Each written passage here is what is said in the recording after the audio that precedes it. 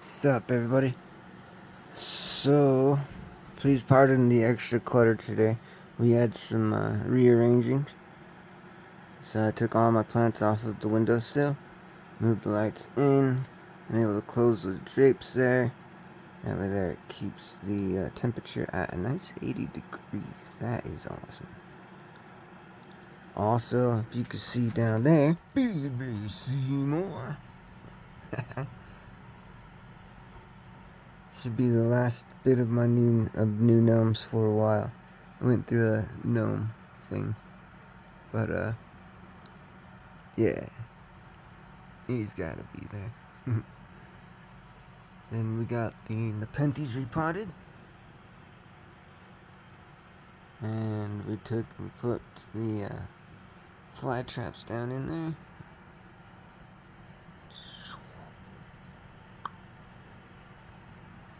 And put some water down there.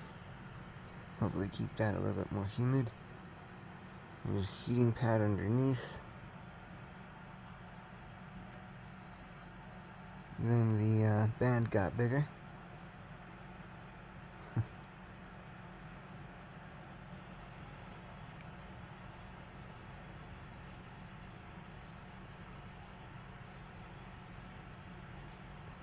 Wonder what song they'll be playing. Whatever it is, everyone's enjoying it. On my Regina, not only that plant is coming back, but there is a second stock of a new plant coming up in there. So that's cool.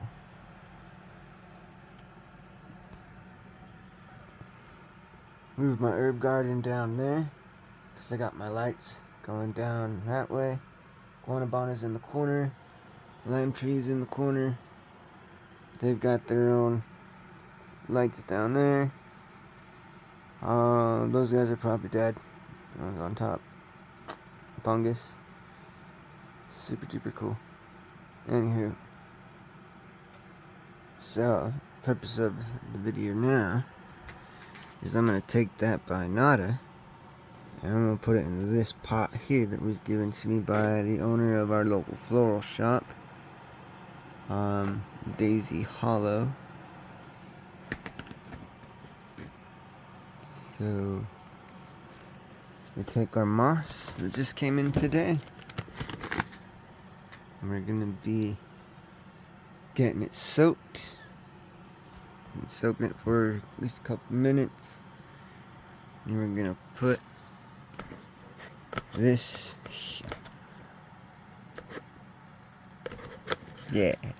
this little tray, we're going to put some moss down in here, put the little tray over it,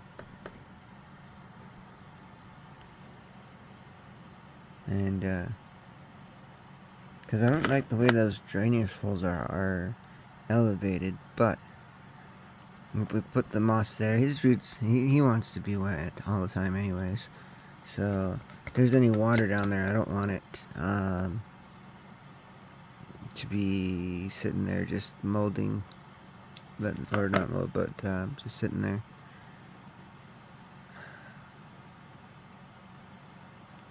It could make a terrarium effect, one could argue, to keep the moss moist from the bottom, but that's also perfect breeding ground for mold.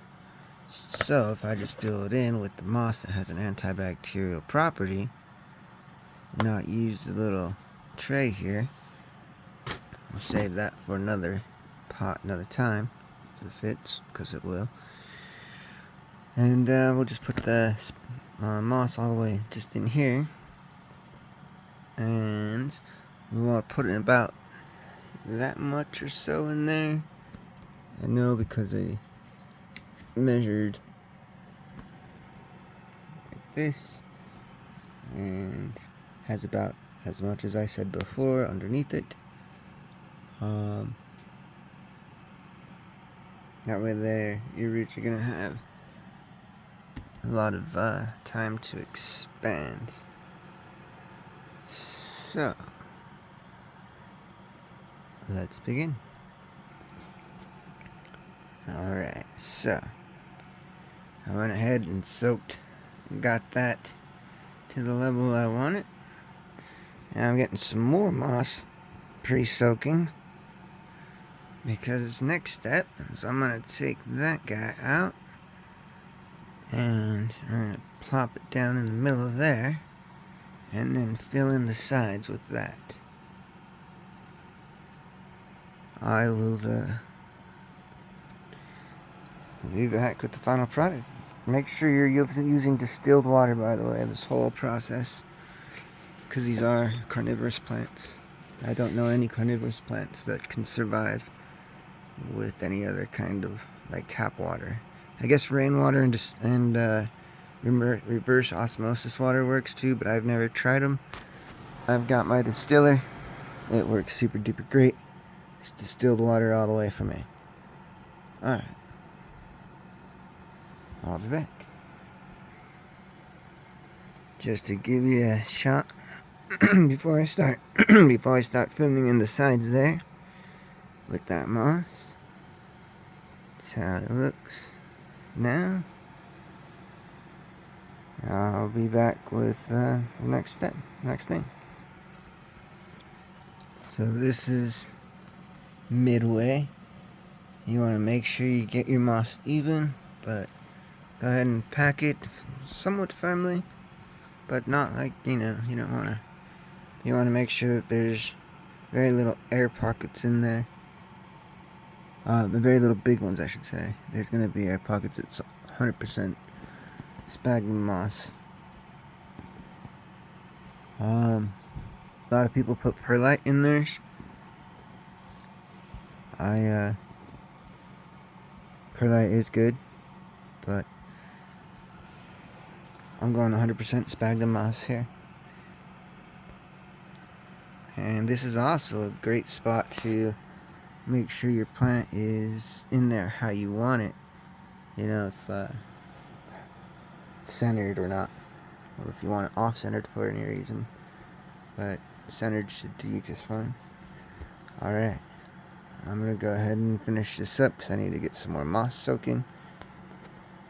And then, after that, I'm going to make another video.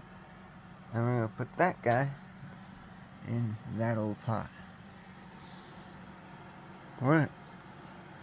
Be right back. Alright. So, this is right before you're done. I still have to fill in that side a little bit. But you see this little lip right here?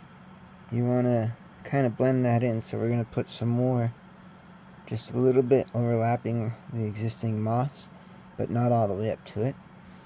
Not all the way up to the plant, I mean. So it'll have over the lapping a little bit on the old to the new, just to help it the roots to transition better, everything to transition better. But this is how it looks so far. Alright, yet again, I will be right back. Alright, and that is the final product there. So, you can see I left some room here at the top. You'll see them sometimes filled all the way up. That's if you're just going to only do bottom watering from the tray. I like the option to do both. So, leave a little bit of room at the top. That way there you can pour the fresh water down in to freshen everything up. Get the fresh water to your roots as they pee. Wash out anything that may have built up. And that is how we repot a Binata. Cool. Peace out, guys.